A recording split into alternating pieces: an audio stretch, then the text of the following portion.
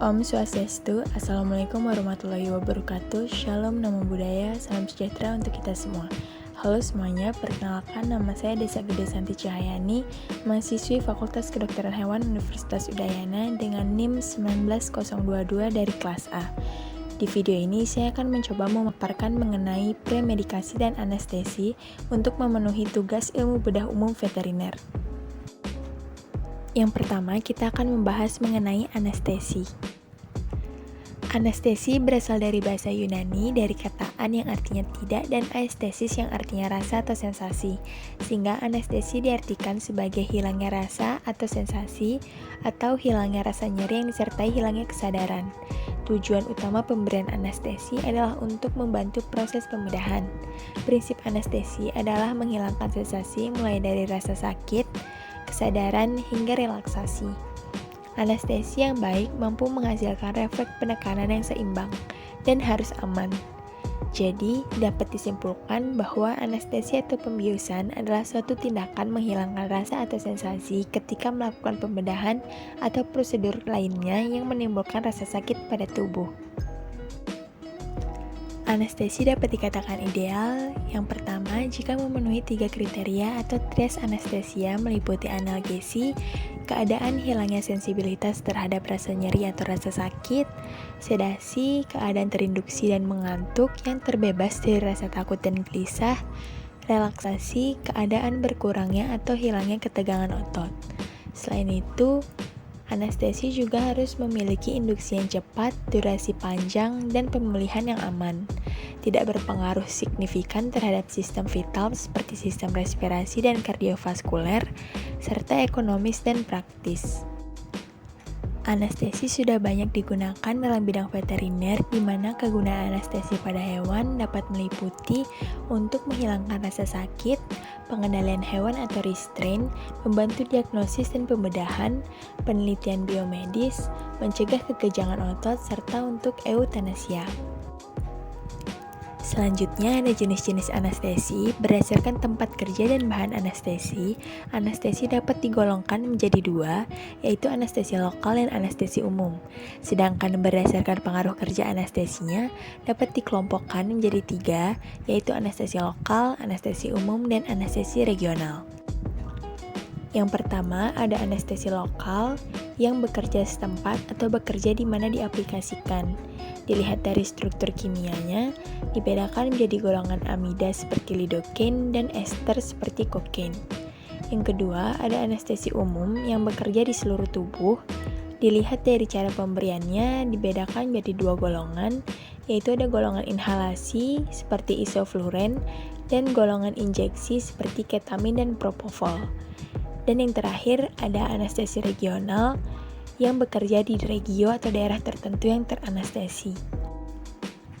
Lalu ada mekanisme anestesi. Secara ringkas, anestesi bekerja pada membran sel saraf atau pada saluran ion. Pada otak ditandai hilangnya kesadaran dan pada spinal cord hilangnya kemampuan bergerak. Ada beberapa hal yang perlu diperhatikan dan dipersiapkan sebelum melakukan anestesi. Yaitu pada hewan harus diadaptasikan dalam ruang operasi dan klasifikasi status kesehatan hewan perlu diperhatikan, di mana hewan yang dapat dilakukan anestesi adalah hewan yang masuk kategori kelas 1 dan kelas 2. Kategori kelas 1 adalah risiko minimal, di mana kondisi fisik hewan normal atau sehat klinis, tidak ada penyakit. Sedangkan kategori kelas 2 yaitu resiko ringan, ada penyakit ringan dengan kondisi fisik, hewan dengan gangguan atau penyakit sistemik ringan, ada kemampuan kompensator, tidak ada gejala klinis penyakit.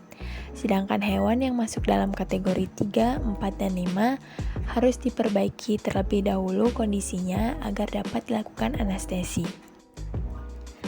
Tanda hewan teranestesi dapat dilihat dari hilangnya rasa sakit, hilangnya refleks, adanya relaksasi, memperhatikan laju respirasi, pulsus, serta gerakan bola mata. Untuk mengecek hilangnya rasa sakit dapat dilakukan dengan rasam cubit atau jepit telinga atau ekor pada hewan.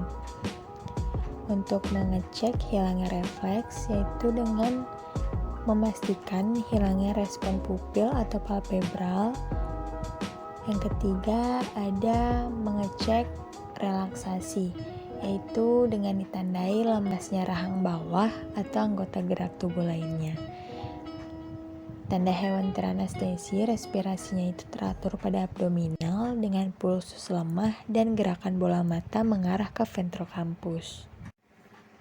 Selanjutnya ada waktu anestesi.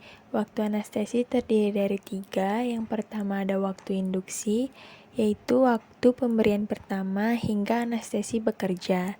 Yang kedua ada waktu anestesi atau durasi, mulai dari bekerja hingga hewan tersadar. Yang ketiga ada waktu pemulihan, mulai hewan tersadar hingga pulih.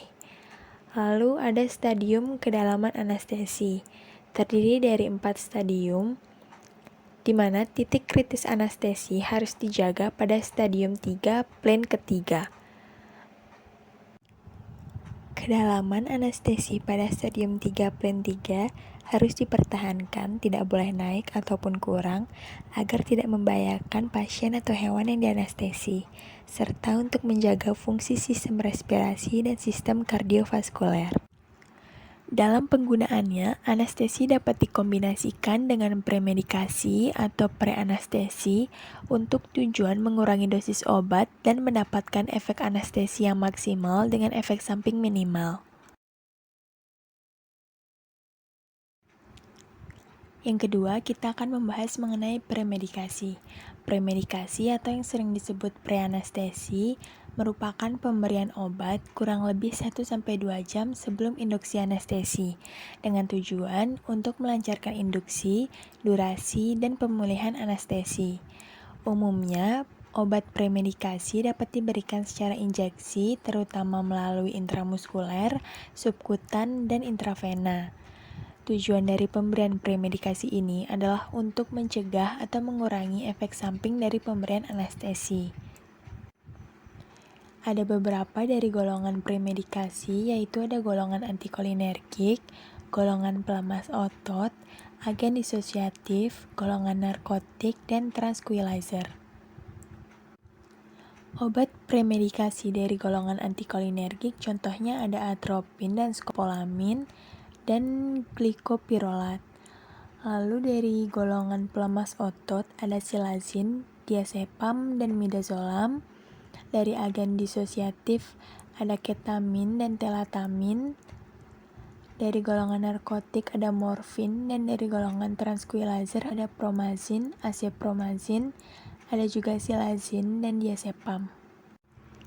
Setelah pemberian premedikasi dan anestesi, perlu dilakukan pemantauan anestesi untuk mempertahankan kedalaman anestesi, yaitu tadi pada stadium 3 plan 3, serta untuk memberikan cukup oksigen dan karbon dioksida yang keluar, dan menjaga fungsi respirasi dan kardiovaskuler. Jadi, dapat disimpulkan bahwa dalam penggunaannya, anestesi dapat dikombinasikan dengan premedikasi untuk tujuan tertentu, salah satunya untuk mengurangi dosis obat dan menghindari efek samping yang tidak diinginkan.